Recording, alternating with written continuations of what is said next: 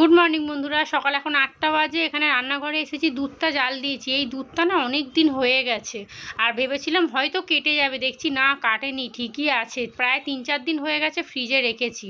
এখানে আমার আর তন্ময়ের জন্য চা হয়ে গেছে। এখানে মৌরি মিছরির জলটা খাবো। এই যে এই দুধের প্যাকেটটা প্রায় 4-5 দিন হয়ে গেছে।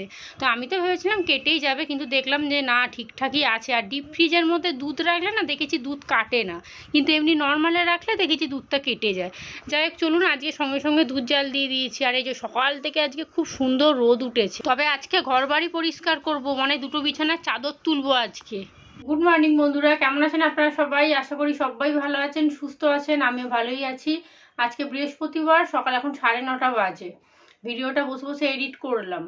ঘরের কোনো কাজ হয়নি। গতকাল রাত্রিবেলা শরীরটা একটু খারাপ লাগছিল। ওই ভাত খাওয়ার পরে, মাংস দিয়ে ভাত খেয়েছি, তারপরে পেটটা কেমন গুড়গুড় করছিল, মানে শরীরটা কেমন করছে, গ্যাস হয়ে যাচ্ছে বললাম না। তো যাই হোক, খেয়ে রাতের ওষুধ দিয়েছিল, খেয়ে শুয়ে পড়েছি। রাত্রিরে ঘুমটা বেশ ভালোই হয়েছে।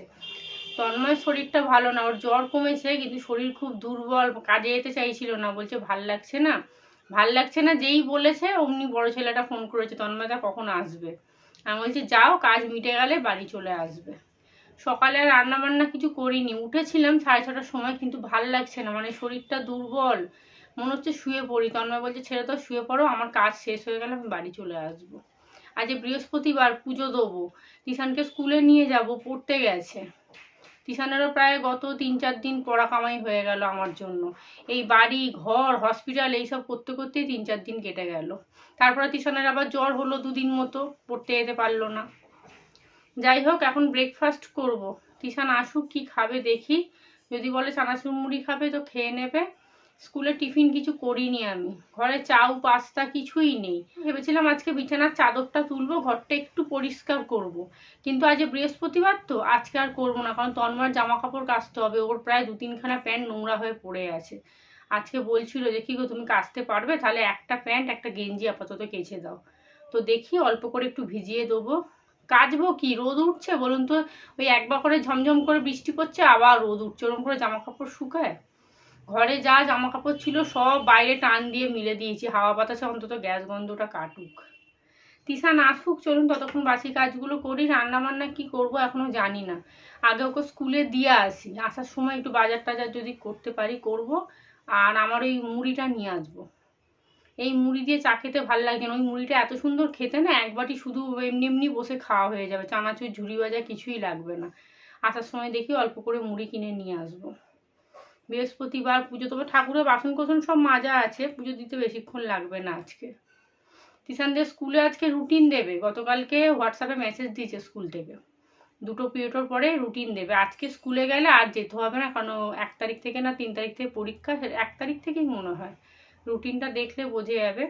2 পিরিয়ডের পরে রুটিন দেবে। আজকের দিনটা পাঠাই, ব্যাস, কাল থেকে আর স্কুলে পাঠাবো না। যাই হোক, চলুন আগে জামা কাপড়গুলো ভিজিয়ে দিই। আমি ভেবেছিলাম কাচাকুচি করবো না, কিন্তু তন্ময় হট করে বললো, আর দেখছি ওর এক জাপ পুরো ভর্তি ঝুলছে একদম। এই যে দেখুন, এই যে সাদা গেঞ্জি, 2টো গেঞ্জির প্যান্ট, এটা ওটা সব ঝুলছে। একটু অল্প করে কেচে দিই। আর বাইরেগুলো না ওই ঘন্টা 2-1 থাকলে শুকিয়ে যাবে, কারণ মোটামুটি শুকিয়ে গেছে। খালি ওই নাইটির এই এগুলো, গলাগুলো খালি একটু ভিজে ভিজে হয়ে আছে। জ্বরে না পুরো শরীরটা শেষ করে দিয়েছে। আমার মায়ের তো জ্বর ভালো হয়ে গেছে, কিন্তু আমার মা খেতে পারছে না একদম। গতকালকে হসপিটালে এখন গেলাম, ডাক্তারবাবুকে বলছি যে আমার এরকম ভয় লাগছে, এরকম একদম খেতে পাচ্ছি না, গত 1 সপ্তাহ 10 দিন হয়ে গেল। আমি বলছি আমি ভাবছি আমার কি হয়েছে, পেটে কিছু প্রবলেম নাকি। বলছে কিচ্ছু হয়নি। জ্বর হলে অনেক রকম প্রবলেম হয়, যেমন পেট খারাপ হয়, কারোর আবার কেউ আবার খেতে পারে না, কারোর একটা অরুচি মতো চলে আসে। তো জ্বরটা যতক্ষণ থাকবে ততক্ষণ এরকম হয়, যেহেতু আপনার বুকে সর্দিটা আছে, তো তাই শরীরটা এরকম খারাপ লাগছে। আর ভেবেছিলাম বিছানার চাদরটা তুলবো, গদ্দরগুলো একটু পরিষ্কার করব। তবে আজকে বৃহস্পতিবার তো আজকে আর তুলবো না, কারণ ওই পুজো দিতে দিতেই প্রায় ঘন্টাখানেকের ওপরে লেগে যাবে। আর বিছানার চাদর তোলা, ঝুল টুল পরিষ্কার করা, এটা অনেকটা সময় সাপেক্ষর ব্যাপার।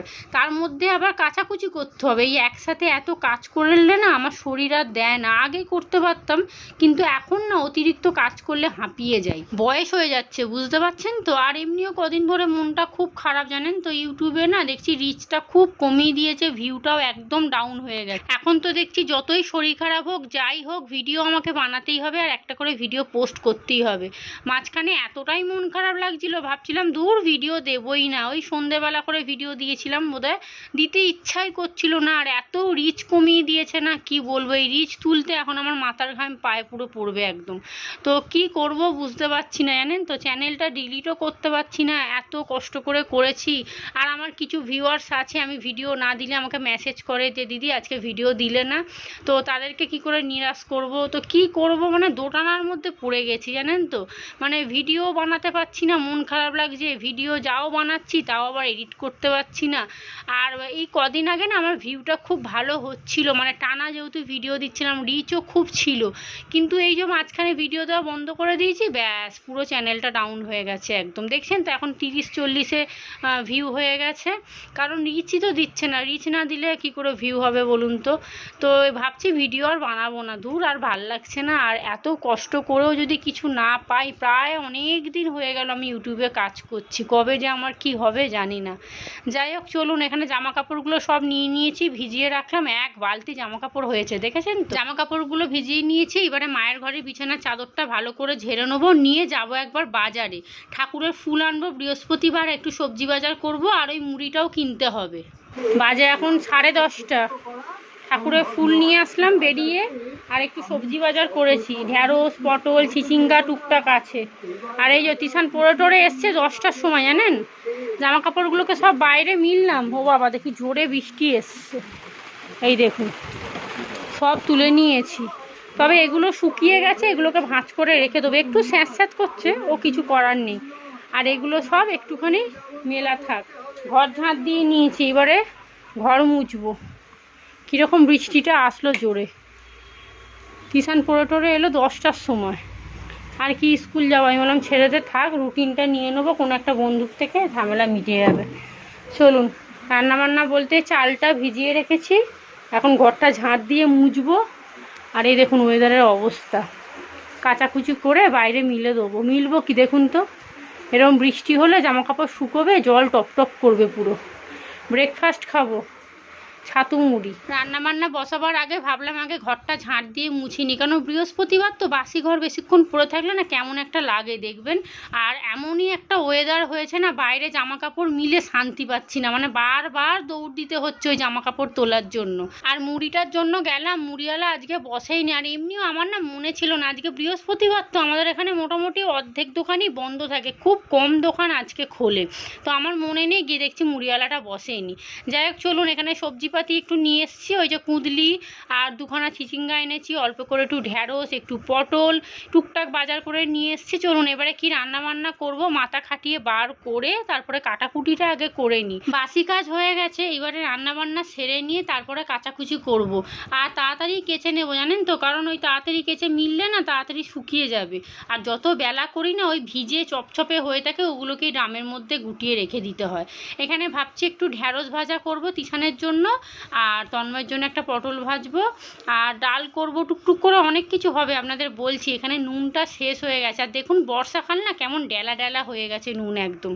আর কদিন ধরে জানেন তো আমাদের বাড়িতে সবার যেহেতু শরীর খারাপ, তো মানে কাজে কর্মে না মন বসছে না, মানে কোনো রকমের ওই রান্নাবান্না করে খেতে হবে, খাচ্ছি তাই। এখানে আমার জন্য একটু মাছের ঝোল করব, গতকালকে মা একটা কই মাছ দিয়েছিল, আপনাদের বলেছিলাম না যে কই মাছ মেজদা ধরেছে, দেখাবো, আমি তো ভুলেই গেছি আপনাদেরকে যে দেখাবো। ওখান থেকেই মা একটা মাছ একেবারে ভেজেছিল বিকেলবেলা, বললো ভাজা মাছই নিয়ে চলে যা। মাছের ঝোলের আলুটা প্রেসারে দিয়ে দিলাম, এদিকে ভাতটাও বসিয়ে দিয়েছি, কি রান্না হবে আপনাদের দেখাই। রান্নাবান্না কি করব আপনাদের দেখিয়ে দিই। ভাত বসিয়েছি পেঁপে আলু দিয়ে, মা একটা কই মাছ দিয়েছিল গতকালকে, ফ্রিজে আছে বার করিনি, ওটা দিয়ে আমার ঝোল হবে। আর এখানে তন্ময়ের জন্য একটা পটল ভাজবো, তিশানের জন্য ঢ্যাঁড়স ভাজবো, আমার জন্য ঢ্যাঁড়স সিদ্ধ করব। আর এই আলুটা না বেশি হয়েছে, আমি অর্ধেক আলু ঝোলাতে দিয়েছি, এটা ধুয়ে ফ্রিজে তুলে রাখবো। আর ডিম কষা হবে, আলু ভাজা হবে, কত কি রান্না হবে বুঝতে পারছেন। আগে দু রকমের ভাজাটা করে তুলে নিই, তারপরে আলু ভাজাটা বসিয়ে দেবো এই তেলের মধ্যে। আর একটু আগে কি বৃষ্টি হলো দেখুন, রোদ উঠে গেছে, যেই রোদটা উঠেছে মারাত্মক গরম লাগছে। আমিও কেচে কুচে মিলে দেবো। চলুন, যেহেতু অনেকগুলো রান্না হবে তাই ধীরে সুস্থেই রান্না বান্না করবো। শরীরটা ভালো না তো, যখনই শরীর খারাপ লাগছে গিয়ে একটুখানি শুয়ে পড়ছি, তারপরে উঠে আবার করছি। তবে আজকে খুব যে শরীর খারাপ তা নয়। ওদিকে ভাতটা ফুটছে, এদিকে ডিমের ঝাল করব, ডিমটা বসিয়ে দিলাম সিদ্ধ। আর এদিকে চলুন সবজিপাতিগুলো আগে ফ্রিজে তুলে রাখি, নাহলে বাইরে থাকলে না নষ্ট হয়ে যাবে। আর ফ্রিজের সবজিপাতি দেখবেন বেশিক্ষণ বাইরে রেখে দিলেই পচে যায়। চলুন, এখানে ফ্রিজে কিচ্ছু নেই, আছে ওই একটু গাটি কচু পড়ে আছে, একটা বেগুন, আর শখ করে নিয়ে এসেছিলাম আমড়া দিয়ে ডাল খাবো, কয়েকটা আমড়াও নিয়ে এসেছিলাম জানেন, কিন্তু ওই যে পেটের জন্য আর খেতে পারিনি, আমড়াগুলো সব পচে যাচ্ছে। আর আমাদের ঘরে তো আমড়া দিয়ে ডাল কেউ খায় না, টকের ডাল কেউই খায় না। তিশান একটুখানি খাবে, তন্ময় তো ছোবেই না, বলবে আমার জন্য পেঁয়াজ ডাল করে দাও। ওর ওই একই প্রতিদিন ডাল, ওই পেঁয়াজ ডাল, কী যে খায় ভগবানই জানে। পটলটা ভেজে নিয়েছি, ওই তেলের মধ্যে আলুটা আগে ভেজে নিই। আর দেখুন ব্রেকফাস্ট করব আজকে ম্যাগি। এখানে ম্যাগি বসিয়ে দিচ্ছি আমার জন্য, তিশান চানাচুর মুড়ি খেয়ে নিয়েছে। আমি আগে পেট ভর্তি করে ম্যাগিটা খাবো, খানিকক্ষণ বসবো, জল খাবো, তারপর আবার রান্নাবান্না করব। আজকে অনেক কাজ আছে জানেন তো, বৃহস্পতিবার তো ওই ঘন্টাখানেকের ওপরে পুজোটা দিতেই লেগে যায়। তন্ময় এসে কি বলবে বলুন তো, তুমি সকাল থেকে কি করছিলে? তখন আমি বলি তুমি একটা এখানে ক্যামেরা লাগিয়ে দিয়ে যাবে, আমি কি করছিলাম তুমি সব কাজের ওখানে বসে দেখতে পাবে। টুকটুক করে দেখুন কত কাজ থাকে, শুধু রান্নাটাই কি কাজ বলুন তো? যে কাজগুলো কোনো হিসাব থাকে না সেগুলো তো কাউকে বলাও যায় না, কারণ ওগুলো তো চোখে দেখতে পাবে না। ওগুলো যে টুকটুক করে যে জামা কাপড় বলুন না, এই 50 বার জামা কাপড় তুলতে যেতে হবে, এটা অনেক বিরক্ত না, আর এটা সময়ও তো নষ্ট হয়। এখানে আমার মাছের ঝোলটা বসিয়ে দিলাম, অল্প করে একটু কালো জিরে একটুখানি তেল দিয়েছি, আর আলুটা দিয়ে দিয়েছি, দিয়ে একটুখানি নুন হলুদ দিয়ে নাড়াচাড়া করেছি, একটু বেশি করে জল দিয়েছি। এই যে কই মাছটা না মা একদম ভেজেই দিয়েছে, বলছে তোকে আর ভাজতে হবে না, তুই শুধু ঝোলের সাথে অনেকক্ষণ ফোটাবি, কই মাছ খেলে নাকি রক্ত হয়, ভালোই হবে। যাই হোক চলুন, এখানে ডিম কষাটাও বসিয়ে দিচ্ছি, 3খানা ওভেন না, তাই এক সুবিধা হয়েছে জানেন তো। ডিম কষাটা একদম কষা কষা করে করব, যেহেতু ডাল আছে তো কষা কষা খেতে ভালো লাগবে। এদিকে ডিম কষা হচ্ছে, এদিকে আমার ঝোল টকবক টকবক করে ফুটছে, দেখছি ডালটা শেষ হয়ে গেছে। কাজের সময় যদি নুন তেল ডাল এসব শেষ হয়ে যায় না ভীষণ বিরক্ত লাগে। কয়েকটা না ওখানে ঢ্যাঁড়স রেখেছি, ওটাকে একদম প্রেসারে লাস্টে সিদ্ধ করবো, কারণ ঢ্যাঁড়স তো ওই হরর করবে যেটার সাথেই দেবো। এখানে ডালটাও বসিয়ে দিয়েছি, এক নাগাড়ে রান্নাবান্না করলে না একদম সময়ের মধ্যে হয়ে যায়, কিন্তু ওই ধুকে ধুকে রান্না করলে অনেকটা সময় লেগে যায়। যাই হোক চলুন, এখানে ডালটা বসিয়ে দিয়েছি, ডিম কষাটাও হয়েই এসছে, এবারে নামিয়ে দেবো। আর এদিকে মামার মাছের ঝোলটাও হয়ে গেছে, দেখুন ডিম কষা একদম রেডি। ডিমটা নামাবার আগে অল্প একটু মিষ্টি দিয়েছিলাম, এইরকম ডিম কষা দিয়ে এক থালা ভাত খাওয়া হয়ে যাবে। রান্নাবান্না মোটামুটি হয়ে গেছে, ভাতটা আবার গ্যাসটা অন করে দিলাম, ডালটা করবো ব্যাস, তাহলেই রান্না হয়ে যাবে। আর ঢ্যাঁড়সটা ভাজবো। আর এই যে মা বলেছে কালো জিরে দিয়ে কিচ্ছু মশলা দিবি না, শুধু নুন হলুদ দিয়ে অল্প একটু ধনে জিরে গুঁড়ো, এই যে ভাজা মশলাটা একটুখানি দিয়েছি, না হলে না খেতে ভালো লাগবে না। বলছে মাছটা দিয়ে অনেকক্ষণ ফোটাবি। আর এই হলো ডিম কষা। রান্নাবান্না হয়ে গেল, আলু ভাজা, ডিম কষা, পটল ভাজা, ভাত হয়ে গেছে, শুধু ঢ্যাঁড়সটা ভাজবো আর ডালটা ফোড়ন দেবো, ব্যাস। 12টা 15 বাজে, রান্নাবান্না সব হয়ে গেছে। এখানে ঢ্যাঁড়সটা একটা সিটি মেরে নিয়েছি, পেঁয়াজ দিয়ে মুসুর ডাল, আর এই হলো ঢ্যাঁড়স ভাজা তিশানের জন্য, ও ঢ্যাঁড়স ভাজা খেতে খুব ভালোবাসে। আর এখানে দেখুন বাসনগুলো সব মেজে নিয়েছি। চলুন এইবারে স্নান করতে যাবো, কাচাকুচি করব, স্নান করব, পুজোয় বসে পড়বো, ব্যাস। আর এখন আবার কালো হয়ে এসছে, জামা কাপড়গুলো তুলে নিয়ে আসি, যে কটা ঘরে মিলে দিয়েছিলাম না ওইগুলোই বাইরে মিলে দিয়েছি, একটু হাওয়া বাতাসে শুকিয়ে যাবে, এতক্ষণে মনে হয় শুকিয়ে গেছে। ঘরে জামা কাপড় মেলা থাকলে না দেখতে বড্ড বিচ্ছিরি লাগে। আলাদা একটা বারান্দা হলো সেখানে মিললাম ঠিক আছে, তো ঘরের মধ্যে। চলুন ডালটা আর একটু ফুটুক, তারপরে বন্ধ করে দেবো। 1 ঘন্টার মধ্যে সমস্ত রান্নাবান্না হয়ে গেছে। দুপুর এখন 1টা বাজে, তন্ময় ফোন করলো, কি গো রান্না হয়ে গেছে? আমি বলছি হ্যাঁ হয়ে গেছে, তুমি এক্ষুনি আসলে আসো, পরে কিন্তু খেতে দেবো না, কারণ পুজোতে বসে পড়বো। যেই বলেছি 5 মিনিটের মধ্যে চলে এসছে। ওকে খেতে দিয়ে তারপরে যাব স্নান করতে, কাচাকুচি কিন্তু হয়ে গেছে। চলুন এখানে পুজো দিতে বসে পড়েছি। ঠাকুরের যত আমছা গামছা জামা কাপড় যা ছিল সব 2 দিন ধরে শুকিয়েছে, সব কেচে দিয়েছিলাম, শ্যাম্পু দিয়ে কেচেছি যাতে সুন্দর গন্ধ ছাড়ে। কমফর্ট দিলে দিতে পারতাম, কিন্তু শ্যাম্পুটা দিয়েই আমি না ঠাকুরের জামা কাপড় কাচি, নতুন শ্যাম্পু রেখে দিয়ে আলাদা করে। সিংহাসনটা ভালো করে পরিষ্কার করে নতুন একটা আসন পেতে দিয়েছি।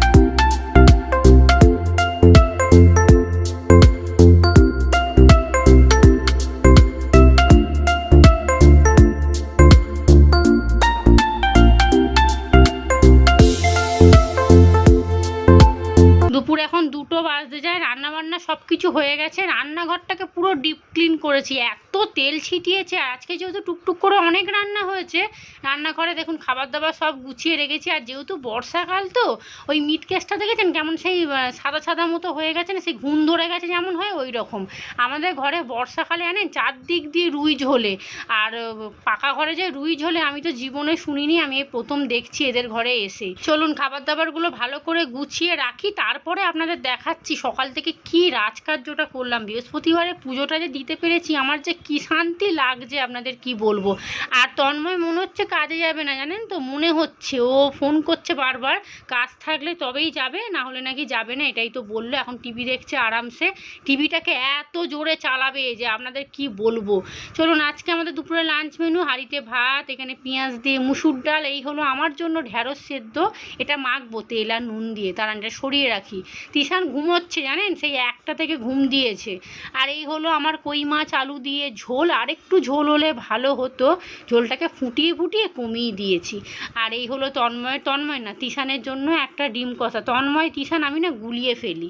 আর এখানে আলু ভাজা আছে, এখানে সব তিশানের খাবার দাবার আছে, ওকে ডাকি ওকে খেতে দিয়ে দিই। আর এই হলো ঢ্যাঁড়স ভাজা, যেটা শুধু তিশান খাবে। তন্ময় আগে ঢ্যাঁড়স ভাজা খেত, ওটাকেও তুলে দিয়েছে খাওয়া, জানেন, সবজি পাতি কিচ্ছু খাবে না। তাহলে রান্নাবান্নাটা কি করব বলুন তো। হ্যাঁ, ওকে ওই কেজিখানেক আলু কিনে সিদ্ধ করে দিতে হবে, খালি বলবে আলু খাবো আলু খাবো করবে। গুড ইভিনিং, সন্ধে এখন 6টা বাজে, রান্নাঘরে এসেছি চা বসাবো। সন্ধেবেলা তো রান্নাঘরে আসা মানেই চা করব, রান্নাবান্না করব কিন্তু সেটা পরে। এখানে যা বাসন কোসন ছিল সব কোমর ধরে দাঁড়িয়ে মেজেছি, অনেকটাই বাসন ছিল। তন্ময় দুপুরবেলা যে কাছ থেকে এসেছিল আর যায়নি, একদম সোজা গেম খেলতে বসে পড়েছে। আর এখন এবারে গুলিগালা চলবে ঢিস ঢাস করে, আমি কথা বলতেই পারবো না জানেন, এমন চেঁচায় ফোনের মধ্যে। আর দেখুন তিশানকে বললাম যা তো একটুখানি পিছনের দোকান থেকে গিয়ে একটু চপ সিঙ্গারা নিয়ে, সিঙ্গারা না ওই চপ ফুরুলি আর কি। আর মাকে আসতে বলেছি, কারণ আমি না ছাতাটা গতকালকে রেখে দিয়ে চলে এসেছি ঘরে, আর একটাই ছাতা, খুব অসুবিধা হয়ে গেছে। এই যে এখানে একটু ছোলা আলু সিদ্ধ নিয়ে এসছে, এটা আমার জন্য, আমি যেহেতু চপ ফুরুলি কিছুই খাবো না। ফুরুলিগুলো দেখে না আমার জিভে পুরো জল এসে গেছে জানেন, এত বড় বড় ফুরুলিগুলো আর খেতে এত ভালো হয় কি বলবো। আমার জন্য এখানে 1 কাপ লিকার চা করে নিচ্ছি, মায়ের জন্য দুধ চা, একটা ফুরুলি, আর এবারে তন্ময়ের জন্য চাটা বসাবো। তন্ময় ভীষণ চায় মিষ্টি খায় জানেন, ওর ওই চা কেউ মুখে দিতে পারবে না, তাই মা বলে দেয় যে ওর সাথে আমার চাটা করবি না, আমাকে আলাদা চাটা করে দে। একেবারে ফুটিয়ে নিয়ে চিনিটা পরে দিলেও হয়, আমি আলাদা করেই করে দিই, ঝামেলা মিটে যায়। আর তন্ময়ের চা একটু বেশি করে ফোটাতে হয়। এখন বাজে প্রায় 8টা, আপনাদেরকে তো দেখানোই হয়নি, হসপিটালে গিয়েছিলাম, একটা কুর্তি কিনে নিয়ে এসেছি ময়দান থেকে। এবছর পুজোয় ইচ্ছা আছে একটু বেশি করে টাকা নিয়ে ময়দানে যাব, মাকে নিয়ে যাব। ওই তন্ময়ের একেবারে, তন্ময়ের না তিশানের একেবারে জিন্সের প্যান্ট গেঞ্জি বিছানার চাদর আমার কুর্তি টুকটুক করে কিনে নিয়ে চলে আসব। আর দেখুন ফেরার পথে এই কুর্তিটা কিনে নিয়ে এসেছি লাল রঙের, এগুলো 150 টাকা করে, জানেন তো আমাদের এখানে এই কুর্তিগুলো 200-250 টাকা দাম নিয়ে নেয়। আর দেখে ঝুলছিল তো, দেখে খুব পছন্দ হয়েছে জানেন তো। বৌদিকে বললাম বৌদি দাঁড়াও তো একটু দেখি কুর্তিটা, আর বেশ মোটা কাপড়, তবে এইটা না সেই কাগজের মতো দেওয়া, এগুলো উঠে যায় তবে পাতলা আছে সব সময় পরার জন্য। আর আমি এই কুর্তিটা রেখে দেবো, যখন বাড়ি টাড়ি কোথাও যাব তখন পরে যাব। মায়ের বাড়িতে যাওয়ার জন্য না কুর্তি আছে, কিন্তু সেই ঝকমকে চকমকে ওইগুলো সব সময় পরা যায় না, কোথাও একটা ঘুরতে গেলাম তার জন্য পরলাম ঠিক আছে।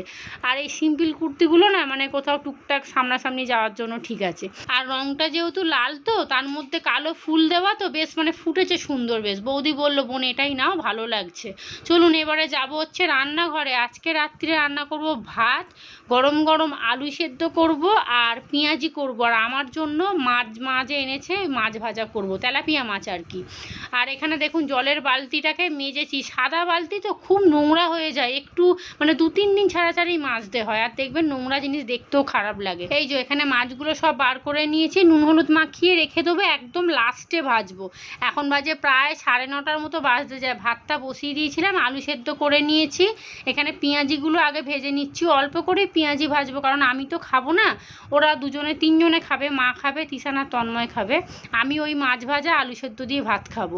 আর একটা ঘিয়া নিয়েছি তিশানকে দিয়ে, তন্ময় জানেন তো আলু সেদ্ধ ভাত শুধু খাবে না, ও আবার বলবে একটু ঘি দাও, ওই গরম ভাতে ঘি খেতে খুব ভালো লাগে না দেখবেন, আমার তো ভীষণ প্রিয়, কিন্তু আমি খেতে পারবো না, কারণ রাত্রিরে ঘি খেলে আমাকে আর দেখতে হবে না। এখানে রাতে রান্না রান্নাবান্না একদম রেডি। দেখছেন কতটা ভাত হয়ে গেছে, বুঝতে পারিনি তো চালটা বেশি নিয়ে নিয়েছি। এখানে আলু সেদ্ধ, কাঁচা লঙ্কা, সর্ষের তেল, নুন দিয়ে মেখেছি। শুকনো লঙ্কা কেউ খাবে না আমাদের বাড়িতে। আর এই হলো পেঁয়াজি, আর এখানে মাছ ভাজা। আর চারা মাছটা না ভেঙে গেছে দেখছি, মানে উল্টাতে পারিনি তো ফট করে ভেঙে গেছে মাঝখান দিয়ে। আর এই হলো ঘি, তিশানকে দিয়ে সামনের দোকান থেকে আনিয়েছি। চলুন এবারে খেতে বসি। অনেকটা রাত হয়ে গেছে, এখন বাজে প্রায় 10টা 20। তিশানের স্কুল থেকে রুটিন দিয়েছে, ও এখন রুটিন টুকতে ব্যস্ত। ওর একটা বন্ধুকে দেবে, তার মা এসে আমার বাড়ি থেকে নিয়ে যাবে, তো সেই জন্য রুটিনটা টুকে রাখছে। এই রকম গরম গরম ভাতের সাথে ঘি আর আলু সেদ্ধ, আহারে আর কিচ্ছু লাগবে না। কিন্তু দেখুন আমি খেতেই পারবো না। তিশানকে ভাত দিচ্ছি, বলছে আরও ভাত কমাও। ও এখন জানেন তো ভাত খাওয়া ওর খুব কমে গেছে।